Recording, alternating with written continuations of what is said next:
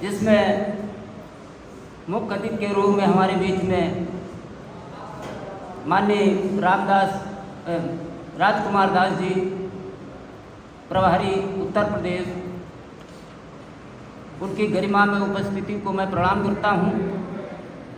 साथ ही आज की अध्यक्षता माननीय श्याम बिहारी मित्रा जी, जो हमारे प्रदेश के प्रदेश अध्यक्ष हैं, मैं उनको भी प्रणाम करता हूं।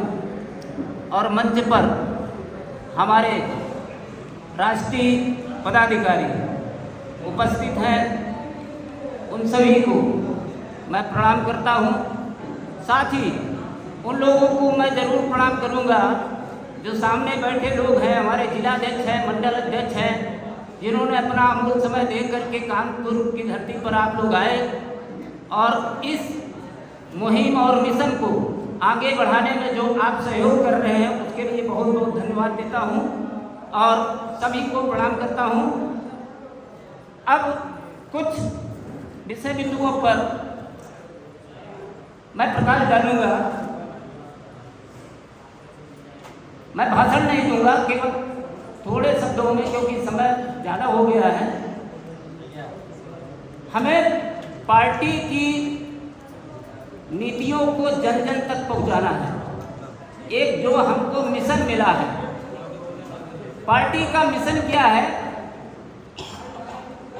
लोग ये कहते हैं कि पार्टी केवल सिंगल समाज की कोरियों की ये पार्टी है और सिंगल समाज की पार्टियां सत्ता में नहीं पहुंच सकती। मैं दावे से कह सकता हूं कि कम से कम 5 पार्टियां ऐसी हैं जो सिंगल जात की हैं और सत्ता में बैठी हैं, जिसके उदाहरण हैं। आप अपनी ताकत को जब दिखाएंगे तो सत्ता में आप भागीदार हो जाएंगे। तो आप अपने आप को कमजोर मत समझिए। बिहार में 80 लाख पान ताती तत्वा समाज है और हम उत्तर प्रदेश में 4 करोड़ की संख्या रखते हैं। 4 करोड़ 4 करोड़ का मतलब समझ रहे हैं? 80 लाख वाले लोग नेतृत्व कर रहे हैं और उनकी बौद्धिक क्षमता, आर्थिक क्षमता को आप देखिए, वो आपके प्रदेश को लीड कर रहे हैं और नेता बेहतरीन है, मिला है। ये 77 वर्ष जो हमने गुजारे हैं, राजनीति में भागीदारी हमको नहीं मिली है। हमें एक नेता ऐसा मिला है जिसके नेतृत्व में हमको काम करना है। और यदि हमने सही से, असल में है क्या, हमें जो पद मिला है, चाहे वो कार्यकारी प्रदेश अध्यक्ष का हो, चाहे प्रदेश अध्यक्ष का हो, चाहे मंडल अध्यक्ष का हो, चाहे जिलाध्यक्ष का, आपको जो पद मिला है, क्या उस पद पर सही रूप से आप काम कर रहे हैं कि नहीं? चिंतन इस बात का करने लगोगे तो पार्टी बढ़ने शुरू हो जाएगी।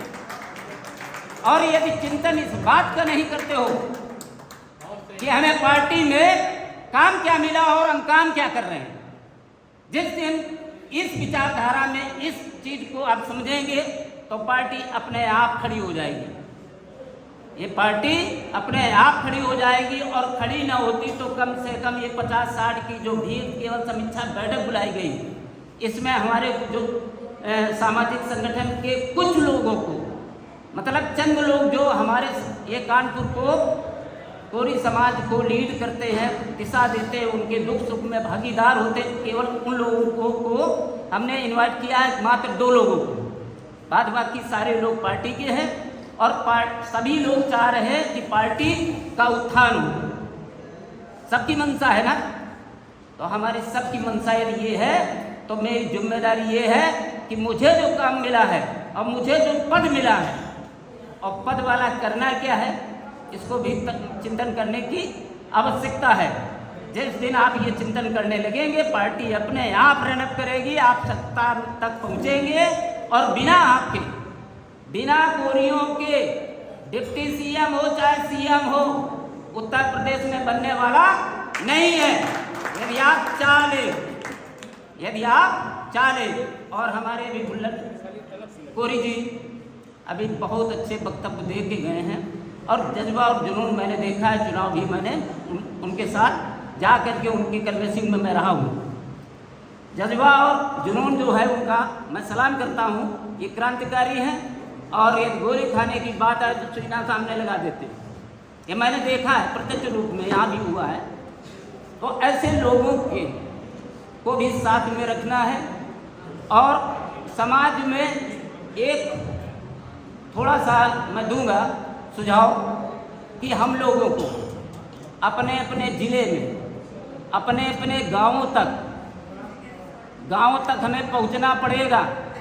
ये हम तय कर लें कि हमारे प्रदेश यदि ज़िले में 20 पदाधिकारी हैं, जिलाध्यक्ष, प्रदेश के कुछ पदाधिकारी और मंडल के पदाधिकारी मिला करके 20 और 30 की आपकी एक यूनिट बनी हुई है, तो वो यूनिट यदि 5-5 गाँवों का एक हफ्ते में वहाँ का सर्वे करें कि कोरियों की संख्या कितनी है, तो शायद आपकी जनगणना कोरियों की हो जाएगी।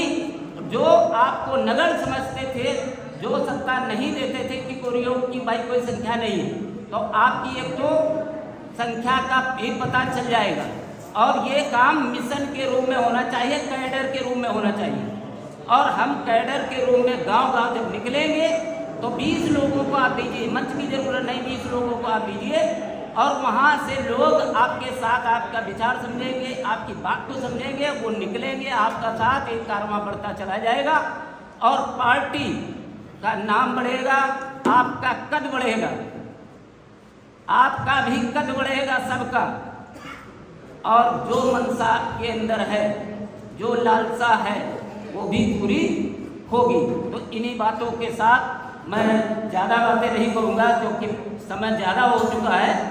मैं पुनः से जितने भी हमारे मंच पर राष्ट्रीय पदाधिकारी, माननीय प्रभारी साहब और हमारे राष्ट्रीय पदाधिकारी, प्रदेश के अध्यक्ष और हमारे युवा प्रदेश के अध्यक्ष और हमारे तमाम मंडल और जिलों के अध्यक्ष और पदाधिकारी जो आए हैं, मैं उनको तहे दिल से बार बार नमस्कार करता हूँ, सलाम करता हूँ, प्रणाम करता हूँ। और एक नारा के साथ मैं ये कहना चाहता हूँ कि एक छोटी सी बात मैं कह रहा हूँ कि किरदार ऐसा बनो नमक जैसा, किरदार ऐसा बनो नमक जैसा, ना कोई ज़्यादा खा पाए और ना बिना खाए रह पाए। समझ रहे हैं? किरदार ऐसा बनना है कि आपको कोई ज़्यादा कोई इस्तेमाल भी ना कर पाए और बिना इस्तेमाल के वो रह भी ना पाए। ठीक है? तो इस तरह की हमें विचारधारा से आगे बढ़ना है। तो एक ललई सिंह ने अपनी कोटेशन में कहा था, वह पथ क्या पथिक कुशलता क्या, जिन राहों में बिखरे सूल न हो, और उस नाविक की धैर्य परीक्षा क्या, यदि धाराएं प्रतिकूल ना हो, तो धाराएं प्रतिकूल हैं, उन्हीं को पार करना है। यही हमारी परीक्षाएं हैं, इसी को पास करना है। IIPA पार्टी जिंदाबाद, IIPA पार्टी जिंदाबाद, जिंदाबाद जिंदाबाद, इंजीनियर IP गुप्ता जिंदाबाद, जिंदाबाद जिंदाबाद। और इसी के बाद पुनः मैं सभी को धन्यवाद देता हूँ। जय हिंद, जय भारत, जय संविधान। धन्यवाद, बहुत बहुत धन्यवाद प्रदेश कार्याध्यक्ष जी को, बहुत बहुत धन्यवाद। इसी बीच हम एक महिला को पार्टी में शामिल करने जा रहे हैं, वीरांगना शामिल करने जा रहे हैं। उनका परिचय दे दें आप लोग। मान सिंह वर्मा, जिला जालौन के